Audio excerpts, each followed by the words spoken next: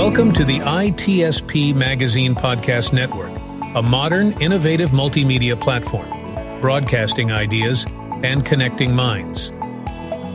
Every company has a story to tell, from the small startup to the large enterprise, and everything in between. This is one of them. We hope you enjoy this brand story conversation.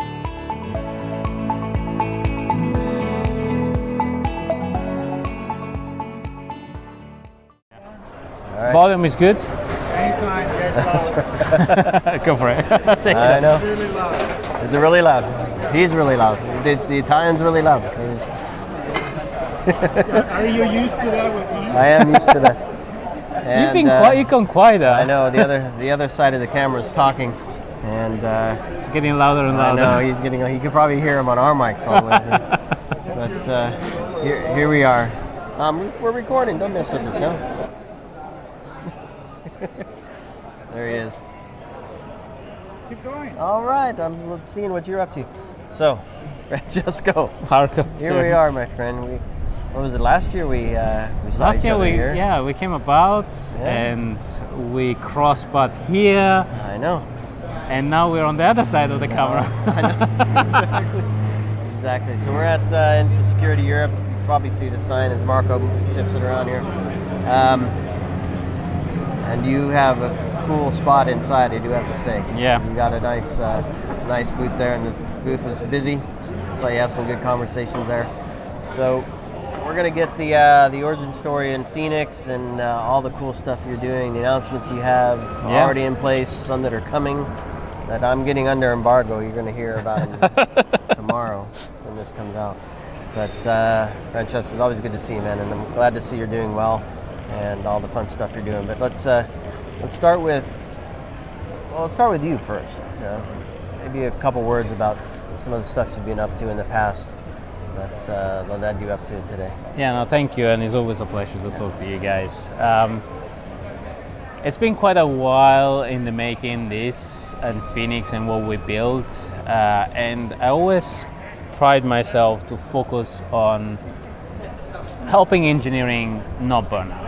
And that was my mission from the day one when we started Phoenix as almost an internal project in HSBC. Right. And I had my team burning out on a consistent basis. And we just sat down together and said, look, it can't be that the whole world need to rely around millions of vulnerabilities and we get the worst part of it. And by discussing about the problem, we quickly realized that it was a communication problem on one end and a prioritization problem. When we were discussing with the engineers, the knee-jerk reaction was, please don't sell me more vulnerability stuff to fix, because of course everybody has their day job. Right. And if we came to a you can only fix so much, Francesco. Exactly, but it wasn't even in their job spec. Right. Like, the challenge was, okay, fix vulnerability in your spare time. Why should you do it? Why should you focus on fixing vulnerability? It's not a really good selling point. Oh, by the way, on this evening, you're going to spend another couple of hours fixing vulnerability and not seeing your family. Right. And of course, we need to make it important for the business, but by trying to communicate to business executive, oh look, you have this business critical system that has critical vulnerability exploitable in X, Y, and Z by this threat actor, you already lost them at word number 10. Right. So we needed a way to translate business executive language to engineering, to security, and we found that was the biggest language gap. That was the biggest challenge that we had, because engineer didn't want to just push us back. They didn't have security in their agenda. And even when security was in their agenda, was a lip service. It's like, we shall be more secure. Right. From an engineer perspective, it's like, how many story points does it equate to? It's like 5 story point, 10 story point. Like, and do they even know how to write those stories? No. For the security, exactly. No, exactly. and there was a massive language gap and disconnection gap between the expectation from an executive perspective into engineering practice. Like, engineer works in list, security works in risk, and the business work in risk. There is a massive disconnect in that. You need to translate risk objective and target into action for engineers. And that's what we built with Phoenix. On the early version of Phoenix, we help engineers just focusing on lists, and that didn't require us security team to get involved with engineers, because it didn't require anymore telling engineers, look, you need to focus on this particular list of stuff. The system was doing that for us. What we started working is, can we do this even smarter? Can we work systemically about, like, similar to what CISA has done, like memory safe language of this particular set and category of vulnerability is more interesting, because as I was talking in the talk this morning, these are more in the attack surface. 13% or 14% of the MVDs on one specific category of vulnerability that can either be remote code execution, buffer overflow, or memory corruption. So if you focus on those, chances are that you will focus on the same stuff that the attacker will focus, because they think like a business.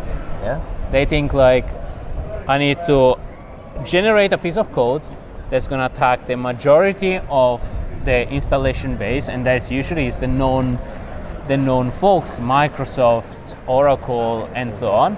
So, and specific attack method and pattern like remote code execution, cross-site scripting, and so on, those are the ones that are easy to automate. So if you think like an attacker, as a security, you can deliver a massive benefit to the business. And you're going to be loved by engineers. Right. Yeah, because all of a sudden you're not showing up to a stand-up meeting and saying, look, can you please fix 50 vulnerabilities? Like, if you fix this, this, and this, or if you focus on this library, you maximize your risk reduction. They're gonna love you, because first of all, you're giving them an objective, and an actionable objective, and something that they can focus on and compete on. So talk to me about what they see there, because it maybe a comparison to what they get normally working with one or more scanners, right, the different types, versus what you get with Phoenix in terms of, here's the high impact, you might fix something here that's critical, maybe don't need to fix it here because it's not necessarily a high, I'm going to say value app or whatever, but I guess paint that picture for the engineers, security teams, so they can visualize what you do there. Because I think and usually when you work with scanner, that's your first approach, or like it's a more reactive, and that's what we wrote in the book. Like the first stuff that you do is you scan, you get a list of problems, and that's fine when you have one scanner on one problem. There can be libraries, there can be your code, there can be your infrastructure. But then you start adding, okay, now we need to scan for misconfiguration. Misconfiguration in production, or where you run your code, and misconfiguration on the way you build your code. Okay, now you have 3 sources. Then you add SCA. But now you add SCA. So composition analysis. And now you have 5 sources. And now you have composition analysis on your container. Now you have 6 sources. And now you add dust. But dust on your pipeline or dust externally. Now you're 8 sources. And so on and so on. So understanding fundamentally this as an engineer is complicated, and then on top of that you expect engineers to go and pick up their own project from this list, and sometimes they're massive, they're 3,000, 10,000 vulnerabilities. Like, go and find what belongs to you in that particular things, and then reverse engineers in that list if that actually you need to fix in that particular instance, or you need to fix it in a particular piece of code that is deployed somewhere. Like, that takes 9 hours to understand a specific problem, and then you need to go and fix it. Like, nobody want to do it. So what's the fix? The fix is actually Phoenix. No, I'm saying, what for each vulnerability, what's the right fix? Exactly, but that's what we focus on Phoenix. We are what we call an actionable ASPM, because we focus more on looking at the fix that deliver the biggest risk reduction, but not in general, but for the application that are deployed in production for your particular team. So it's a very narrowed down list of vulnerability that are actionable, and then we also inform you from a risk perspective what is fixable, exploitable, and convert all of that into an automated risk formula that you can also customize, because some business say, for me, it's particularly important where things are, or for me, it's particularly important where exploits are if something is fixable. So you can customize it as business, because every business has a different risk perception and tolerance. But then from an engineer perspective, they get a list of things that is finite and to fix on a week-to-week basis, and they can go crack on and fix it. in line with the expectation of the executive. So as a CISO, you can say, I want to be at this risk level, or I want to be at this risk level. And as a CISO, you can understand how many hours are that equate, how many work hours are that equate from an engineering perspective. Am I going to achieve that in a quarter or in 6 months? Right. So, and talk to me about, because oftentimes it isn't just one fix, right? So there could be multiple ways. It could be an upgrade a library. It could be write a new line of code. It could be write new lines of code, multiple lines of code. It could be you have a different configuration you can employ, which will mitigate, right. or you might have some other compensating controls. So how much of that can you present to the team? Does it always have to be engineering as well? No, it can be a mix between GRC, engineering, other folks, because right now we rely heavily on engineers because only them can understand this world of vulnerability. But if you start talking about risk and what are the factors that from a risk perspective influence the scoring, then everybody can say, look, I have this compensating control in my application. Can I reduce systemically this particular set of risks? That's a GRC function. Yeah. And I haven't talked about vulnerability. So you can kind of democratize vulnerability assessment, management, and risk management across your whole organization, and as well shorten the skill gap that currently we have, because we don't have enough engineers to cover all of this. No security engineers. So with this, you can kind of upscale. With Phoenix, you can upscale your workforce to think about risk-based approach, and hence cover more with less people or with the same amount of people that you have, and prevent burnout because you automate a lot of the decision time that normally takes you hours. With Phoenix, it takes you, in the best case, we reduce to 10 minutes to decide if you need to fix and where you need to fix specific things. Nice. And then we obsess with fix. Yeah. Because as you rightfully say, Sean, I see you guys are a single entity. Sean, as you rightfully said, there is a path to do I fix in this particular things or do I fix in the library. We actually correlate and contextualize where things are so that we can see you have this problem here, but actually you built it with this particular infrastructure as a code. So go and fix the infrastructure as a code file instead of focusing on operation. Right. Or this particular container that is deployed 50 times. Touch many, and then you can deploy this in particular this build file for this particular container. Yeah. So that's the stuff that we focus with Phoenix to actually maximize risk reduction based on vulnerability, pattern, or fix. So I don't know the name, but I think you just closed a new client, which is cool. So tell me what some of the outcomes are for some of your customers. What's the feedback you're getting? Is it clearly it's to make life easier for the engineering, bringing both better collaboration and experience and connection between security, application security, and operational security and engineering. So what's some of the feedback you're getting? So one of the good feedback that we got, for example, one of the largest banking client that we have, Clearbank, we got into a state where they have in real time up to date your asset inventory and the attribution, so which team actually is maintaining what from an operational perspective, so from a runtime perspective and from an application security perspective. So from a team perspective, they can jump on Phoenix on a weekly basis, schedule their workload and see the impact on the week after of the things that they fix and if they're making progress or not. Now, from a security perspective, they saw that specific team weren't making a huge dent because they had to maintain a lot of vulnerability. And hence they start focusing on, look, if you fix on this particular campaign of vulnerability, if you fix on this particular pattern of vulnerability, then you're gonna maximize your risk reduction. So it's making it informed risk-based decision, but also helping security team engaging with engineering team in a more practical and proactive way that deliver good feeling, results. Yeah. Because nobody want to go home and say, I didn't manage to make a dent in my whole organization. And that's 90% of security work. Yeah. Basically, I'm going to tell them this stuff. Let's, so one thing that I noticed, I follow you closely. Very close. I'll look myself in the back tomorrow. No, but I do see what's going on, and I'm always thrilled to see that you continue to grow. And what I noticed is a lot of partnerships. Now, granted, you're working with a lot of scanners and other feeds, sources to inform you, and which inform your engineers and security teams.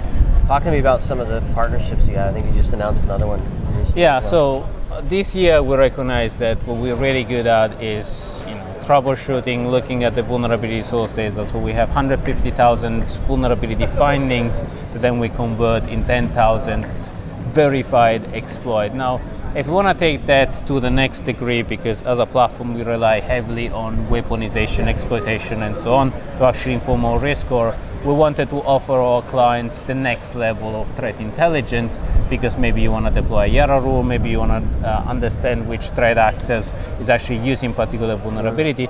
So we decided to partner up and announce the partnership today with Booncheck so that you can have their own threat intelligence vulnerability data directly in the platform and be flagged if a particular vulnerability is exploited, not exploited, weaponizable, together with our threat intelligence. So with a minimal spend, you get an enormous amount of vulnerability, almost the whole entire world of vulnerability exploitation at a single click. And all of that automated in the decision-making process that Phoenix operates on, together with the recently announced patented 4-dimensional risk formula that enable us to bring a lot of the intelligence and the context, the probability of exploitation, how bad the vulnerability is, and which threat actor are looking at a particular vulnerability into a single risk formula that you can make decision on.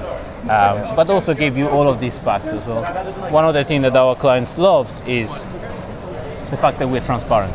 We tell you exactly this particular vulnerability is exploitable, and then it's corroborated by this particular evidence, and it's not just a single number that you need to believe it or not. We nice actually black box. Exactly. We're an engineering community, so we tell you this is particularly vulnerable because of A, B, and C, because the vulnerability is on a system that is externally facing. Up to this percentage is critical, has X amount of weaponization in the wild, and so on. So helps you making risk-based informed decision, but also shorten up the amount of time security team need to spend with engineering if you give them all that data up front and all that context up front. Otherwise, they're doing that research to right, to understand it and to validate it and have the understanding of what to do. Yeah. So what else? You have some other stuff you're announcing. Yes. So the book is actually one of the recent and most proud publication. Show the camera the book. It's been a year in the making, so I thought it would have been taken much less, and it's an evolution on the SLA risk-based decision process that we previously published. On this one, we decided to do something slightly different. So we decided to bring both vulnerability management folks, so like Chris Yu and Chintan, and application security team to actually bring things together. And it was a really difficult process because application security folks think in a very different way from vulnerability management people. But right now the surface is one, so we decided why not bring all of these minds together into one. And this is basically a lot of the compounds, data, talks, and intelligence that we all have done over the years together with the vulnerability exploitation and the process that Phoenix relies on as well. That is a risk-based approach. Again, more transparency. Yeah, absolutely. How this stuff works. But Phoenix has been a product born from the community, for the community, right. And we do a lot for the community because ultimately we build a product to actually simplify decision-making times and give back the time that engineers need and security engineers need to actually do what matters most. Not just open Jira ticket, writing, and troubleshooting, but actually having the effect and the most effective impact on the organization. Do you see MBOs, management by objectives, changing? A little bit. Yeah. I see a little bit the OKR changing into more objective based. I've seen security targets, simple security target being translated into engineering function. I've seen the shift from pure SLA into, instead of looking at let's fix all the critical, let's fix all the critical risk, and let's fix all the critical risk on the applications that are in production. So I've seen a transition from knee-jerk reaction, we have this exploit, to I have a log4j on which system do we have, Right. or I have a Spring for Shell. I look at my SPOM library and then am I affected by it or not? So we enable security with confidence, Yeah. And without chaos. without chaos. If you're trying to boil the ocean, patching everything, I mean, you gonna be can. It's just going to it's take gonna you a be long hard. It's gonna be time. hard, and your team's going to burn out.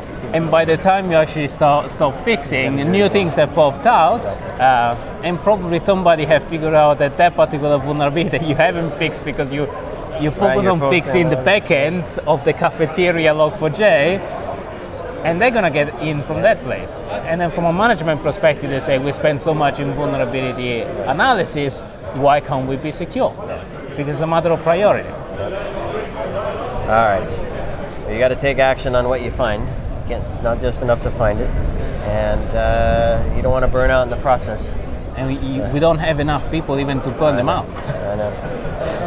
Well, Francesco, it's been great chatting with you. Hopefully, you get some folks to connect with you and here at the show and beyond the show. Yes. And I'll see you in Lisbon See you in Lisbon. for a little AppSec Global. Great to speak And to you. yeah, it's been fun. Always a pleasure, Francesco. Keep Great up to the see good you in work, man. London. I know. It's good to see you. And thanks Everybody, everybody. goodbye. Connect with Francesco and the Phoenix team, and see you Download the next book. one. Get the book as well. Stay safe out there. Bye.